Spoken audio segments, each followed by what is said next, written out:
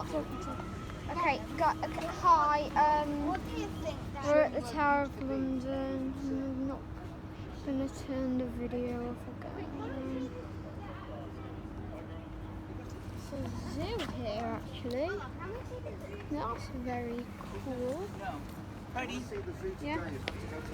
That's where all the animals end up.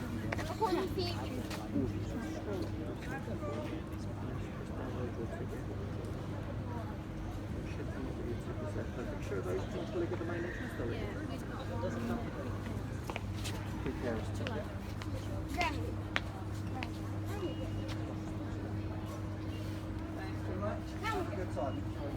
Can we go to London Zoo? Not today. London Zoo another day. This is where we're going. It's the Tower of London.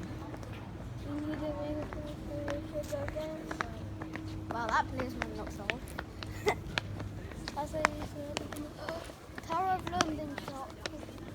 Okay. We definitely go in there. Yeah, I think we should go in there. That's where you're coming out. No.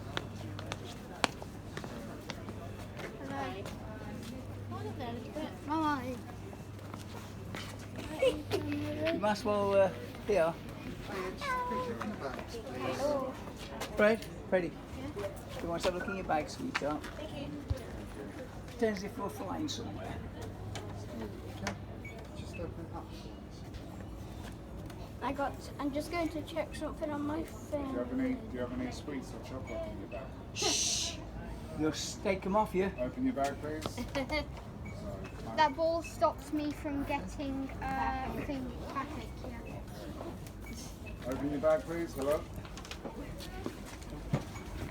And there's nothing in the front bit, it's just the Game Boy. Do you want that? And Lucky lad. batteries for my Game Boy. Thank you. Have a good day. Open your bag, please. Because we're in a security area. Right, come on then, fellas. Thank you. That was rude. What? They didn't let me take Shit! Just like us down there. They didn't let me take. Can I take batteries? Yeah. Mama, thank God she didn't take my batteries. You can now, yeah. Yay! There's a catapult. There's a catapult. There's a big catapult. I don't know if there's a catapult or not. Look, there's the shard. Oh yeah. Sure. There. No, you're not looking. There. Oh my God. That looks Stand sick. with Freddie. Let me take your photograph. Put your phones down. Put your phones out the way.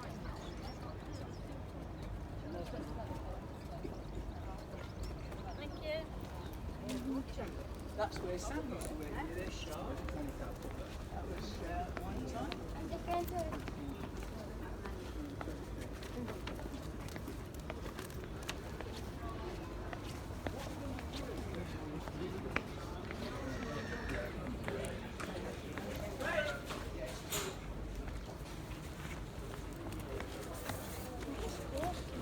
This is called the Byward Tower. I don't know. Oh, by, you know why, don't you, Fred? Look, because it's two legs on it. This. Oh, hi. Hello, how are you? Hello. Good, thank you. These are Yeah, people who've done 30 years of undetected crime, My aren't they? name's Jen. I'm recording for YouTube. Happy day, so relax, cheer up. It could be raining. Listen. The next day the tour starts here in about 3 minutes. Cheer up. Wait till you're there. You want to do the tour?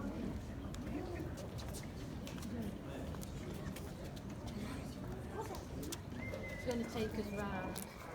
Shows all the ravens. Shows all the best bits. Well, during your temporary absence, Can I Take a photograph of him with him. no idea now. Oh, more, and I haven't even got A for AJ. have you got any phone? Do you have something that I can attach my phone to? No. So the video won't go on? No. Wow, it's a lot of food, isn't it? See what they eat, look. Wait, ravens eat 7 170 grams of raw meat today. Plus biscuits soaked in blood. Okay, this is just. Wow. This is Don't get a nosebleed here. gruesome. What was it anyway? Bit of fainting action.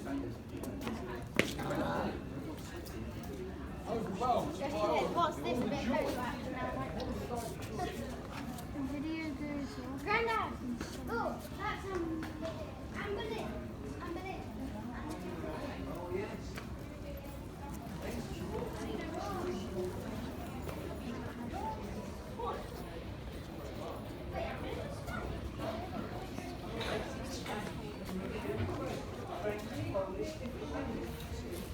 Yeah, on this way, that big fella.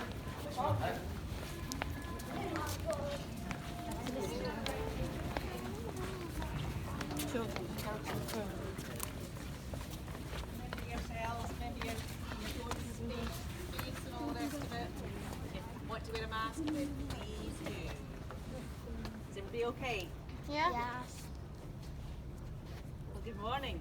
No, good afternoon. Oh, it's afternoon. That's fabulous. Welcome to Her Majesty's Royal Palace and Fortress, the Tower of London. My name is Moira, and I am going to take you on a little tour around the tower and tell you some stories of the tower's history. What is it you want to hear about? Horror? I don't know. Hanging. The animals. Execution. Say execution. Execution. You have to shout a bit louder. Execution. Oh, we'll talk about executions, don't worry about that. That's a definite. The crown jewels. Crown jewels. I'm not an expert in the crown jewels, but they have been here since the year 1303. They were brought here from the Palace of Westminster because they kept going missing there. Very rich bishops, I was told. There's only ever been one attempt to try and steal the crown jewels from the Tower of London, and that was 1671 by a Colonel Thomas Blood. He only got as far as the wharf area out on the riverside before the chap who used to look after the jewels, Mr. Talbot Edwards, his son was coming back from the army on leave to surprise his parents, and he saw these men acting very suspiciously. So he got the guard to stop them, search them, and they found the crown jewels. Wow.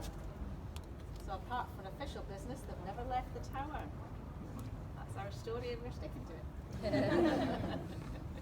So that's the crown jewels, but specifics about the crown jewels. When you go in there, if you ask the staff in there, they know everything about the jewels, the specific stones as well. So there. The Royal Menagerie. We did have a Royal Menagerie, the zoo here at the tower, where the big shop is at the entrance when you first come in, that you will make sure that you exit on the way back out. Maximum footfall in the shop. They used to have lots of animals here, and kings would give animals as gifts to show how powerful they were. And that's where the animals were kept, not in the shop. But it was a half-circle tower, 2 stories high, and that's where they were kept.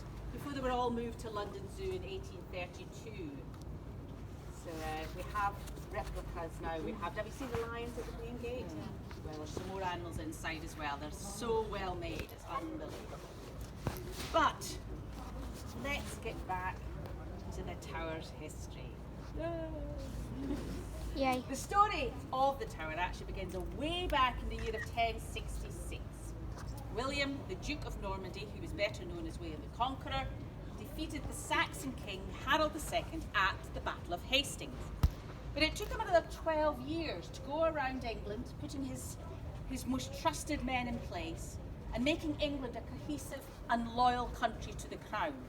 Then he decided to build his royal palace and fortress. William's palace is the White Tower. It's the one that's situated, the big square one, right in the middle of the fortress here, and we'll talk about that later on. But there's always, because it's a fortress as well, they had to make sure that it was well protected. So in 1220, they built a curtain wall around the White Tower, this one here. It goes all the way around, and it's got 13 defensive towers around its perimeter. They didn't think that was quite strong enough, so in 1280, they built the outer wall. That's the one you can see from the outside. But it's always been surrounded by a moat or a ditch. There used to be water in that one up till this morning. Yes, it wasn't very nice water either. But yes, so there was water in there up until 1832.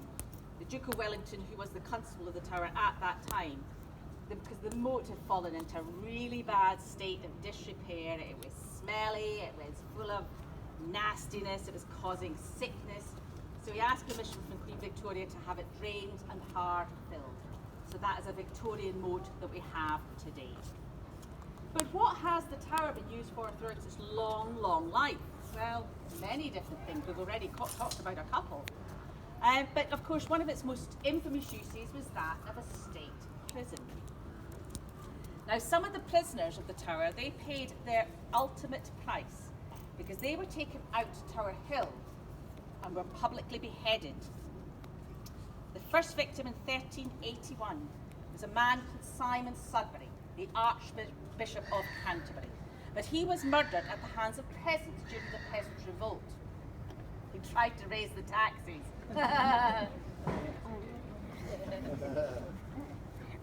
Can't think of any other ideas. 7 years later, in 1388, the first legal beheading took place. That of Sir Simon Burley. And by sheer coincidence, the last person to be executed in 1747 was another Simon, Simon Fraser, an 80-year-old Scottish lord beheaded for supporting Bonnie Prince Charlie. Now, is there any Simons in today? No? Didn't think so. Have you all seen the public execution site outside? No. Well, if you want to go and see it today when you leave, if you go back out of the tower, when you go back out, go up the top of the hill, straight across the road, and there's a garden right in front of you. It's called Trinity Gardens. And in that garden, facing you will find the public execution site. Okay. So, picture if you can, the scene as it would have been on the day of the execution. Thousands and thousands of people would have gathered on the hill to witness the proceedings. The prisoner would be escorted from his cell by the warders, marched through these arches that you have just come through,